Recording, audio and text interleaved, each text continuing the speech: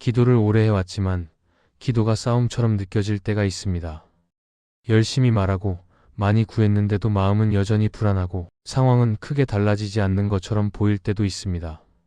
그러다 보면 기도가 정말 힘이 있는지, 기도가 무엇을 바꾸는지 혼란스러워질 수 있습니다. 그러나 성경이 말하는 기도의 능력은 기도의 길이나 말의 수에 있지 않습니다. 기도는 하나님을 움직이기 위한 수단이 아니라 하나님 앞에 서는 자리이며 방향을 분명히 하는 고백입니다. 그래서 어떤 기도는 상황이 즉시 바뀌지 않아도 영적인 흐름을 분명히 바꾸어 놓습니다. 그 기도 앞에서 사탄은 더 이상 마음대로 흔들 수 없게 됩니다. 사탄은 큰 소리의 기도를 두려워하지 않습니다. 그러나 하나님 앞에서 방향이 분명해진 기도, 마음의 주인이 분명히 드러난 기도는 두려워할 수밖에 없습니다. 이 설교는 기도를 더 잘하기 위한 기술을 말하려는 것이 아닙니다. 오히려 사탄이 가장 불편해하는 기도의 본질이 무엇인지, 그리고 우리가 어떤 자리에서 하나님께 기도해야 하는지를 다시 붙들기 위한 말씀입니다. 오늘 이 말씀을 통해 사탄이 흔들 수 없는 기도를 살펴보려 합니다. 첫째, 사탄은 하나님을 설득하려 하지 않고 하나님께 항복하는 기도를 두려워합니다. 우리는 기도할 때 종종 하나님을 설득하려는 마음으로 시작할 때가 있습니다. 상황을 설명하고 이유를 나열하며 왜 지금 이 문제가 해결되어야 하는지를 조심스럽게 혹은 간절하게 말씀드립니다. 이런 기도는 틀린 기도가 아닙니다. 그러나 기도의 방향이 설득에 머물면 마음의 중심은 여전히 내가 쥐고 있을 수 있습니다. 결과를 내려놓기보다 원하는 답을 얻기 위해 하나님 앞에 서 있는 모습일 수 있습니다. 사탄은 이런 기도를 크게 두려워하지 않습니다. 왜냐하면 설득의 기도는 겉으로는 하나님께 말하지만 실제로는 주도권이 나에게 남아있기 때문입니다. 기도가 끝난 뒤에도 마음은 여전히 계산하고 상황을 통제하려 하며 결과를 예측하려 했습니다. 그 사이 사탄은 우리의 불안을 자극하고 조급함을 키우며 기도의 자리를 다시 생각의 싸움터로 바꾸어 놓을 수 있습니다. 반대로 하나님께 항복하는 기도는 방향이 다릅니다. 이 기도는 설명보다 먼저 마음을 내려놓습니다. 바꾸어 달라는 요청보다 하나님께 맡긴다는 고백이 앞섭니다. 내 뜻이 관철되기를 바라기보다 하나님의 뜻이 무엇이든 따르겠다고 마음의 중심을 옮깁니다. 이때 기도는 문제 해결의 도구가 아니라 관계의 자리로 돌아옵니다. 항복하는 기도는 패배를 인정하는 기도가 아닙니다. 오히려 가장 분명한 믿음의 표현입니다. 하나님이 누구신지를 믿기에 내 판단과 내 계획을 내려놓는 선택입니다. 하나님은 우리의 사정을 이미 아시며 우리의 형편을 외면하지 않으십니다. 그렇기에 항복은 체념이 아니라 신뢰입니다. 이 신뢰 앞에서 사탄은 더 이상 우리의 마음을 흔들기 어렵게 됩니다. 성경에서 예수님께서 겟세마네 동산에서 드리신 기도를 떠올릴 수 있습니다. 예수님은 고통의 현실을 숨기지 않으셨고 마음의 괴로움도 그대로 하나님께 아뢰셨습니다. 그러나 그 기도의 중심은 자신의 뜻을 관철하는 데 있지 않았습니다. 결국 예수님은 하나님의 뜻에 자신을 맡기셨고 그 항복의 기도 속에서 구원의 역사는 이어지게 됩니다. 이 장면은 항복하는 기도가 얼마나 강력한지를 분명하게 보여줍니다. 우리의 기도도 이와 닮아갈 필요가 있습니다. 상황을 바꾸기 전에 마음의 주인을 하나님께 다시 돌려드리는 것입니다. 하나님께 항복하는 기도는 말을 줄이는 기도가 아니라 중심을 바꾸는 기도입니다. 그 순간부터 사탄은 더 이상 결과로 우리를 위협하지 못합니다. 왜냐하면 결과가 어떠하든 마음은 이미 하나님께 속해 있기 때문입니다. 항복하는 기도를 드리면 즉시 상황이 바뀌지 않을 수도 있습니다. 그러나 마음의 자리는 분명히 달라집니다. 불안이 중심에 있던 자리에 신뢰가 자리 잡고 조급함이 머물던 자리에 기다림이 들어옵니다. 하나님은 우리의 항복을 약함으로 보지 않으시고 믿음의 고백으로 받으십니다. 그리고 그 신뢰 위에서 하나님은 가장 선한 길로 우리를 이끄실 것입니다. 그래서 사탄이 두려워하는 첫 번째 기도는 분명합니다. 하나님을 설득하려 애쓰는 기도가 아니라 하나님께 항복하며 방향을 맡기는 기도입니다. 이 기도 앞에서 사탄은 더 이상 우리의 마음을 쥐고 흔들 수 없게 됩니다. 하나님께 항복한 마음은 이미 가장 안전한 자리에 서 있기 때문입니다. 둘째, 사탄은 자신을 드러내기보다 하나님을 높이는 기도를 두려워합니다. 기도를 하다 보면 나도 모르게 기도의 중심에 내가 서 있을 때가 있습니다. 얼마나 힘든지, 얼마나 억울한지, 내가 얼마나 애쓰고 있는지를 하나님께 자세히 말씀드립니다. 이 기도 역시 자연스럽고 정직한 모습입니다. 그러나 기도가 계속해서 나의 상태와 감정, 나의 노력만을 중심으로 흘러가면 마음의 시선은 조금씩 하나님보다 나 자신에게 머물게 됩니다. 사탄은 이런 기도를 불편해하지 않습니다. 왜냐하면 겉으로는 하나님께 기도하고 있지만 실제로는 나 자신을 계속 바라보고 있기 때문입니다. 하나님을 찾고는 있지만 기도의 초점은 여전히 내 억울함과 내 상황, 내 기준에 맞춰져 있습니다. 그 사이 사탄은 우리의 시선을 하나님에게서 떼어내고 나 자신에게 더 깊이 묶어둘 수 있습니다. 그러나 하나님을 높이는 기도는 방향이 다릅니다. 이 기도는 내 이야기를 하기 전에 하나님이 어떤 분이신지를 먼저 고백합니다. 하나님이 크신 분이시고 신실하신 분이시며 지금도 일하실 수 있는 분이심을 마음으로 다시 붙듭니다. 상황이 변하지 않아도, 감정이 가라앉지 않아도 하나님을 높이는 고백을 놓지 않습니다. 이때 기도의 중심은 분명히 하나님께 옮겨집니다. 하나님을 높이는 기도는 나를 낮추기 위한 연습이 아닙니다. 오히려 하나님을 하나님 자리에 모셔두는 선택입니다. 내가 주인처럼 기도하던 자리에서 내려와 하나님이 주인이심을 다시 인정하는 태도입니다. 이 기도 앞에서 사탄은 설 자리를 잃습니다. 왜냐하면 사탄은 언제나 하나님보다 나 자신을 더 크게 보게 만들려 하기 때문입니다. 성경에서 바울과 실라가 감옥에 갇혔을 때의 장면을 떠올릴 수 있습니다. 그들은 억울한 상황 속에 있었고 고통과 불편함을 충분히 말할 수 있는 처지였습니다. 그러나 그들의 입에서는 원망이 아니라 찬송이 나왔습니다. 상황을 부정하지 않았지만 그보다 하나님을 더 크게 바라보았습니다. 그 찬송은 감옥의 문을 여는 계기가 되었고 그 자리의 영적인 분위기를 완전히 바꾸어 놓았습니다. 우리의 기도도 이와 비슷할 수 있습니다.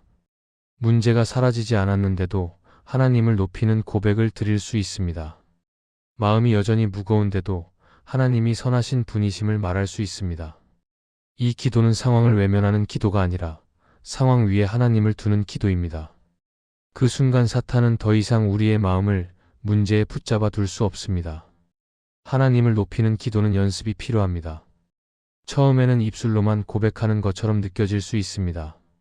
그러나 반복될수록 시선이 바뀌고 마음의 중심이 조금씩 이동합니다.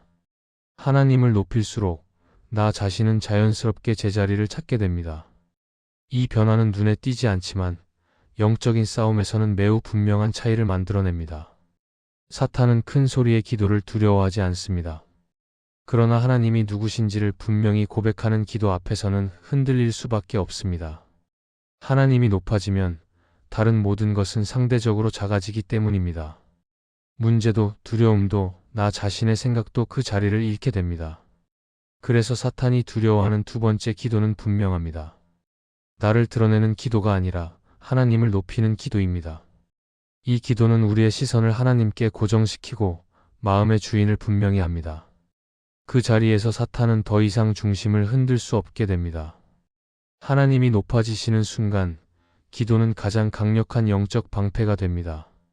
셋째, 사탄은 문제보다 하나님의 성품을 붙드는 기도를 두려워합니다. 우리는 기도할 때 자연스럽게 문제부터 떠올립니다. 해결되지 않은 상황이 있고 마음을 무겁게 누르는 걱정이 있으며 당장 바뀌어야 할 현실이 눈앞에 있기 때문입니다. 그래서 기도의 많은 부분이 문제 설명으로 채워질 때가 많습니다. 무엇이 어렵고 어디가 막혀 있고 왜 힘든지를 차분히 혹은 급하게 말씀드립니다. 이 기도는 정직합니다.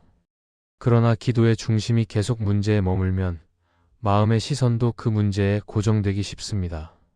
사탄은 바로 이 지점을 편하게 여길 수 있습니다.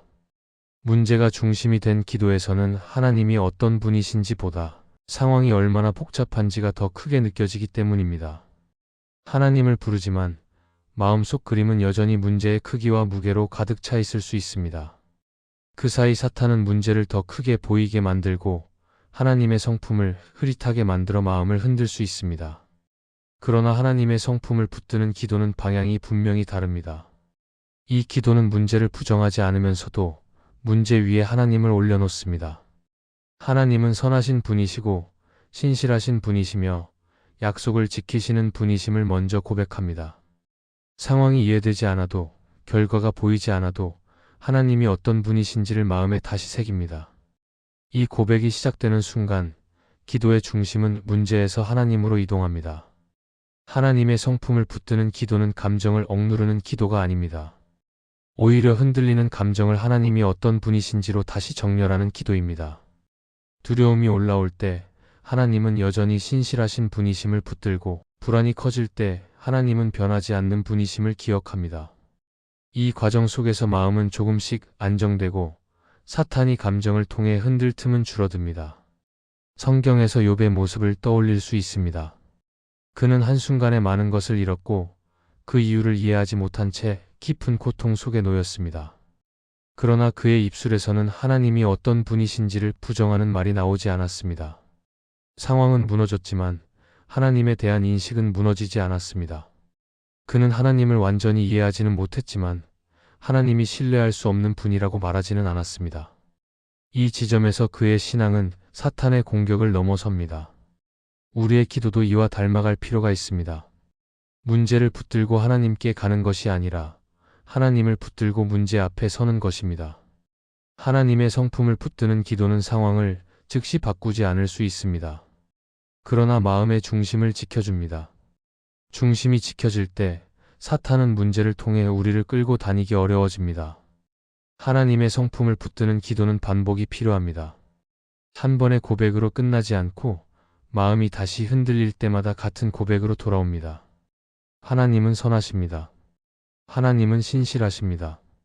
하나님은 지금도 아십니다. 이 고백이 쌓일수록 문제의 목소리는 작아지고 하나님의 존재는 더 분명해집니다. 사탄은 문제를 없애는 기도를 두려워하지 않을 수 있습니다. 그러나 문제보다 하나님의 성품을 먼저 말하는 기도 앞에서는 힘을 잃습니다. 왜냐하면 그 기도는 우리의 시선을 하나님께 고정시키기 때문입니다. 시선이 하나님께 머무는 동안 사탄은 우리의 마음을 마음대로 흔들 수 없습니다.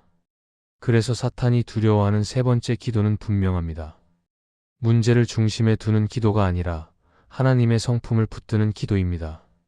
이 기도는 상황을 넘어 마음을 지키고 흔들림 속에서도 신앙의 방향을 분명하게 붙들어줍니다.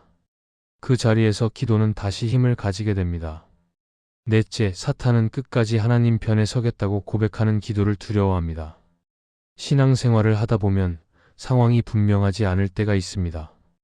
기도해도 바로 응답이 보이지 않고 애써 믿으려 해도 마음이 흔들리며 지금 내가 어디로 가고 있는지 잘 느껴지지 않을 때도 있습니다. 그럴 때 우리는 조건을 달고 싶어집니다.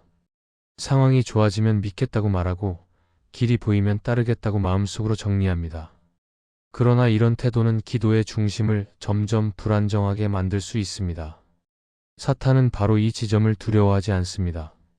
아직 결정하지 않은 마음, 상황에 따라 움직이는 태도, 결과를 보고 판단하겠다는 자세는 언제든 흔들릴 수 있기 때문입니다.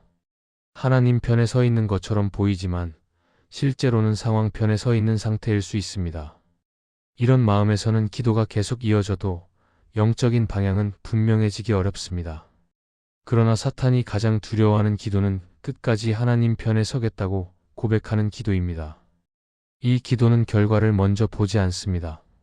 상황이 어떻게 흘러갈지 알지 못해도 하나님이 누구이신지를 기준으로 자리를 정합니다. 일이 잘 풀릴 때만 하나님을 선택하는 것이 아니라 이해되지 않는 순간에도 하나님 편에 서겠다고 마음을 정합니다. 이 고백이 나오는 순간 기도의 자리는 분명해집니다. 하나님 편에 서겠다는 기도는 강한 사람이 드리는 기도가 아닙니다.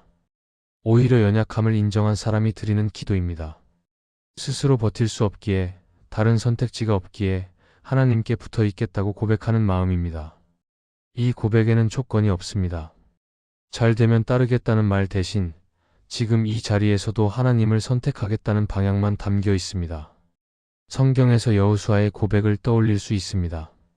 그는 많은 선택지 앞에서 상황의 유리함이나 계산보다 하나님을 섬기겠다는 방향을 분명히 합니다. 백성들이 어떤 결정을 하든지 그는 자신의 집은 여호와를 섬기겠다고 고백합니다. 이 고백은 미래를 다 알고 있어서 나온 말이 아니라 방향을 먼저 정한 고백이었습니다. 이때 사탄은 더 이상 그의 마음을 계산으로 흔들 수 없게 됩니다. 우리의 기도도 이 고백을 품을 수 있습니다. 결과가 보이지 않을 때에도, 마음이 흔들릴 때에도 하나님 편에 서 있겠다고 말하는 것입니다. 이 기도는 문제를 해결해 달라는 요청보다 먼저 나옵니다. 하나님과 같은 편에 서 있겠다는 선언이기 때문입니다. 이 선언이 있을 때 기도는 더 이상 불안한 협상이 아니라 분명한 관계의 표현이 됩니다. 팀 켈러는 그의 책 기도에서 이렇게 말합니다. 기도는 하나님께 무엇을 얻어내는 수단이 아니라 하나님과 같은 방향에 서도록 우리를 바꾸는 과정이다. 이 말처럼 끝까지 하나님 편에 서겠다는 기도는 우리의 방향을 분명히 정리해 줍니다. 사탄은 결과로 우리를 흔들 수 있을지 몰라도 방향이 정해진 마음은 쉽게 무너지지 않습니다. 하나님 편에 서겠다는 기도는 반복되어야 합니다. 하루에 한 번으로 끝나지 않고 마음이 흔들릴 때마다 다시 고백됩니다. 오늘도 하나님 편에 서겠습니다. 이해되지 않아도 하나님 편에 서겠습니다. 기다림이 길어져도 하나님 편에 서겠습니다. 이 고백이 쌓일수록 사탄의 공격은 힘을 잃게 됩니다. 그래서 사탄이 두려워하는 마지막 기도는 분명합니다. 상황이 아니라 하나님을 기준으로 편을 정하는 기도입니다.